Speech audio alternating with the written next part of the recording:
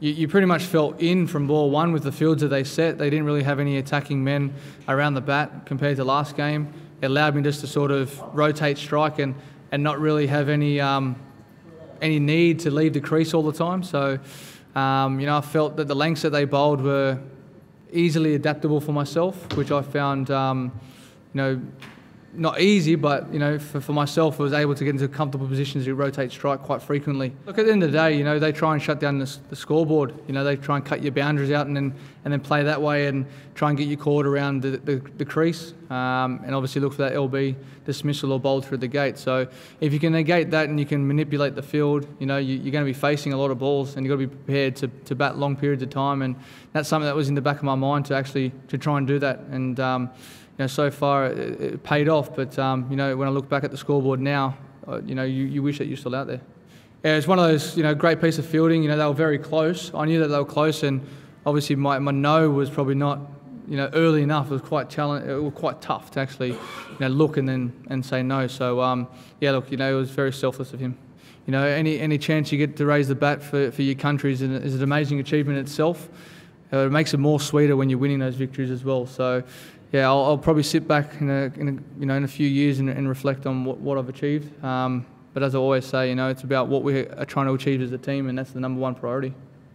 I think once you get down to sort of the tail end and you've got your last sort of batters in, you tend to just use it. And I think that's where the boys sort of messed up last game. It's about cricket awareness, and we always talk about these things when you're out there. You got to be close enough as well at the other end, and try to be in line as much as you can. With umpire's call playing a big role in that, if he gives you out, it's quite challenging to turn that over. So that's always in the back of your mind, especially when you're giving out LB. And in these conditions, it's quite challenging as well. Umpires might make mistakes, and you as a batsman are definitely going to make mistakes as well. So it's not an easy job for either or, but it can be quite challenging in these conditions, definitely, when you're trying to pick out when to use DRS for sure. It's a tough environment to come out and try and play your shots and play your natural game. You have to find a way, and for me it's taken almost 16, 17 tests in these conditions to work out what my game plan is and stick to it. As I said before, that the teams, they play on your ego a little bit. They shut down your runs, they shut down your boundary options, and you've got to milk the ones. And as I said before, that you've got to be prepared to bat time, and you've got to have the fitness edge as well to do that. And that's probably the thing that's going to keep motivating me more now, to show that I've to myself that I've done that. And now moving forward, I can achieve the same success that I've had so far over here, moving down the line. It's one for obviously the umpires to look at and deem if it was a send off or not. And if from my past track records, I know that the heat can get to you sometimes. So. I'm not making excuses for him, but yeah, might have got under him. Test match is all about bowling and rhythm.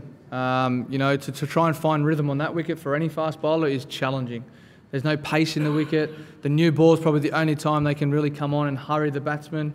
And then from a 2020 point of view, you've only got 4 overs. So you expect fast accuracy and, all the tricks that come with that. So, yeah.